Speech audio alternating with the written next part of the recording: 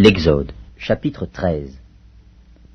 L'Éternel parla à Moïse et dit : Consacre-moi tout premier-né parmi les enfants d'Israël, tant des hommes que des animaux.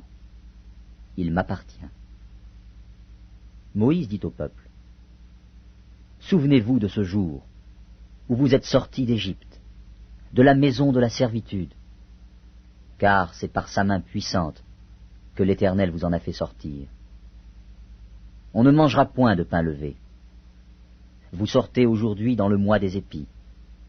Quand l'Éternel t'aura fait entrer dans le pays des Cananéens, des Héthiens, des Amoréens, des Éviens et des Jébusiens, qu'il a juré à tes pères de te donner, pays où coule le lait et le miel, tu rendras ce culte à l'Éternel dans ce même mois.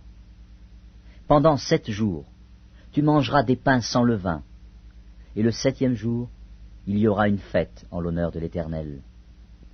On mangera des pains sans levain pendant les 7 jours.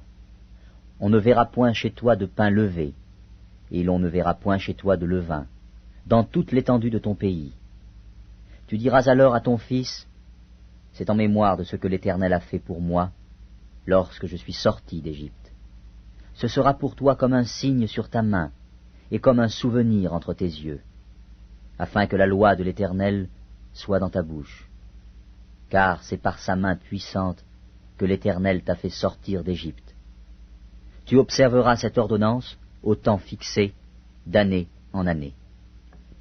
Quand l'Éternel t'aura fait entrer dans le pays des Cananéens, comme il l'a juré à toi et à tes pères, et qu'il te l'aura donné, tu consacreras à l'Éternel ton premier-né, même tout premier-né des animaux que tu auras. Les mâles appartiennent à l'Éternel. Tu rachèteras avec un agneau tout premier-né de l'âne, et, si tu ne le rachètes pas, tu lui briseras la nuque. Tu rachèteras aussi tout premier-né de l'homme parmi tes fils.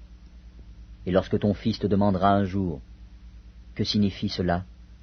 Tu lui répondras : par sa main puissante, l'Éternel nous a fait sortir d'Égypte, de la maison de la servitude. Et, comme Pharaon s'obstinait à ne point nous laisser aller, l'Éternel fit mourir tous les premiers-nés dans le pays d'Égypte, depuis les premiers-nés des hommes jusqu'aux premiers-nés des animaux. Voilà pourquoi j'offre en sacrifice à l'Éternel tout premier-né des mâles, et je rachète tout premier-né de mes fils. Ce sera comme un signe sur ta main, et comme des frontaux entre tes yeux, car c'est par sa main puissante que l'Éternel nous a fait sortir d'Égypte. Lorsque Pharaon laissa aller le peuple, Dieu ne le conduisit point par le chemin du pays des Philistins, quoique le plus proche. Car Dieu dit : le peuple pourrait se repentir en voyant la guerre, et retourner en Égypte. Mais Dieu fit faire au peuple un détour par le chemin du désert, vers la mer Rouge. Les enfants d'Israël montèrent en armes hors du pays d'Égypte. Moïse prit avec lui les os de Joseph, car Joseph avait fait jurer les fils d'Israël en disant : Dieu vous visitera, et vous ferez remonter avec vous mes os loin d'ici. Ils partirent de Sukkot, et ils campèrent à Étam, à l'extrémité du désert. L'Éternel allait devant eux, le jour dans une colonne de nuée pour les guider dans leur chemin, et la nuit dans une colonne de feu pour les éclairer, afin qu'ils marchassent jour et nuit.